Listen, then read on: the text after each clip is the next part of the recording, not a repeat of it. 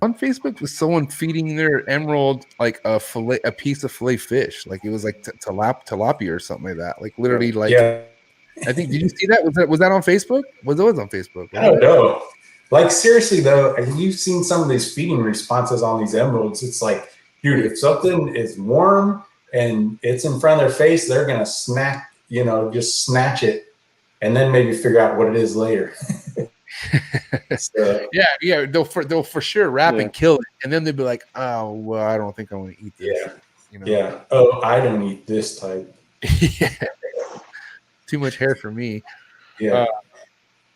Now, what about like feeding emerald a mice versus a rat? Like obviously, if you could get your emerald to be on rats, that's the route you'd want to take, right?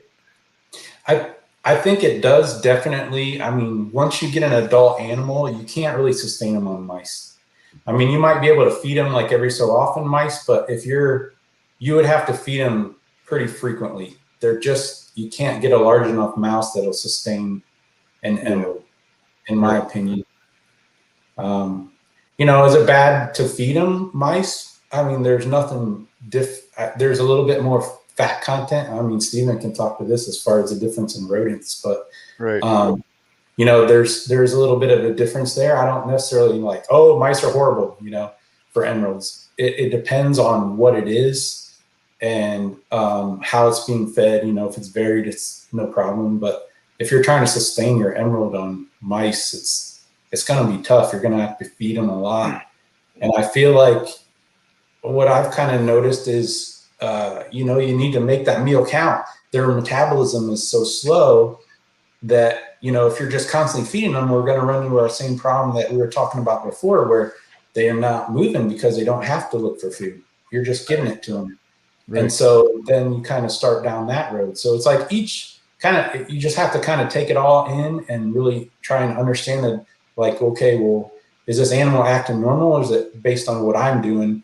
And kind of keep that in mind as you're, growing them up. So, but like, babies, I'm usually starting on hoppers.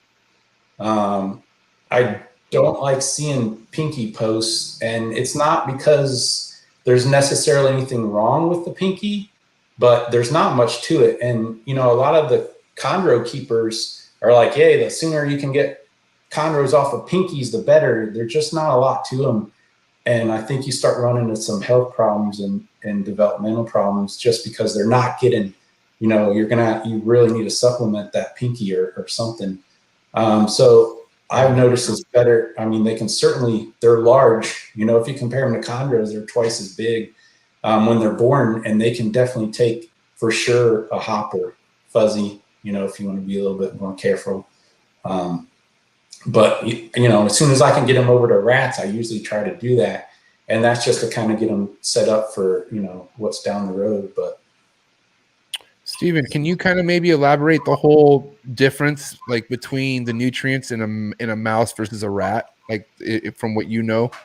Yeah, I mean, in general, mice are kind of like the turkey of rodents. They're much leaner, kind of less dense than a rat, lower fat. But I think in the whole mouse versus rat debate, that's an easier one to have with green trees or something, because green trees are the size where like a large mouse or a jumbo mouse is a suitable meal.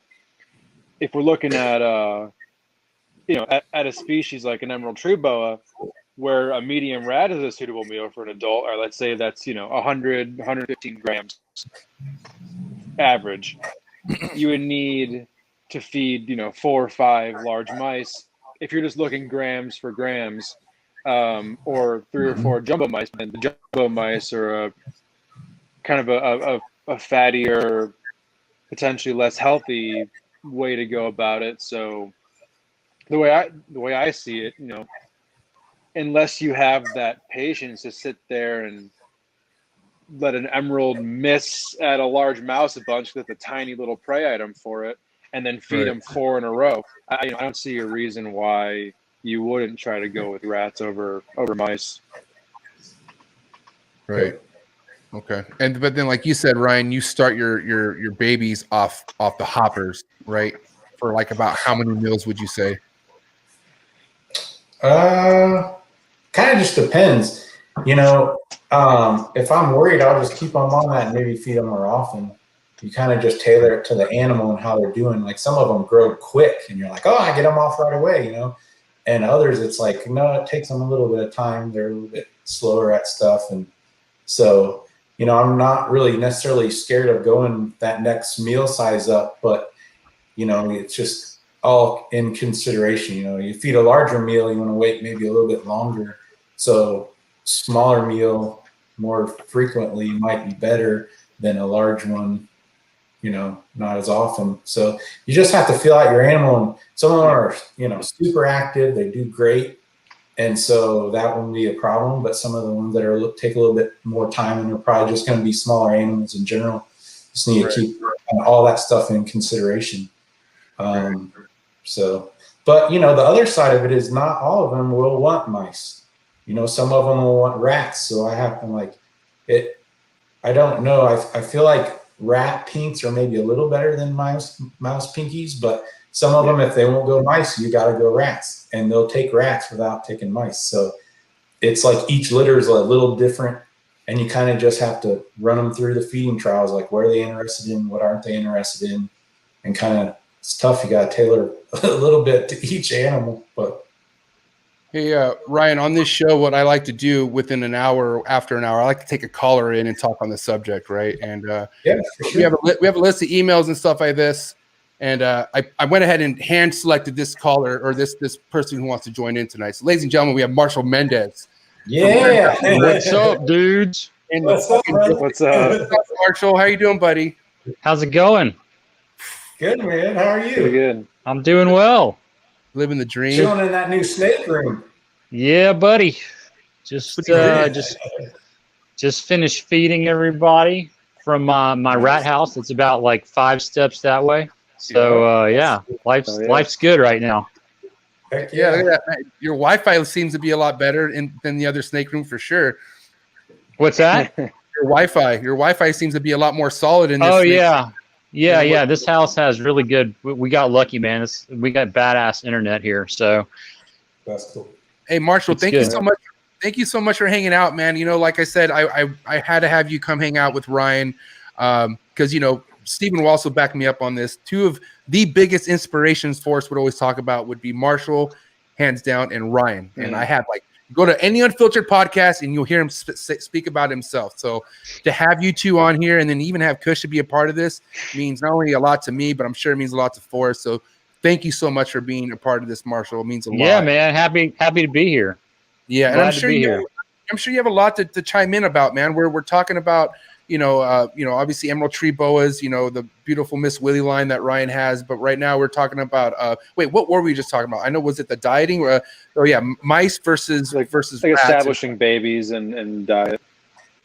Yeah, so I mean, as far as your experience with establishing babies, what's been like a good, technique or rhythm for you when it comes to just getting your baby emeralds established, or even chondros?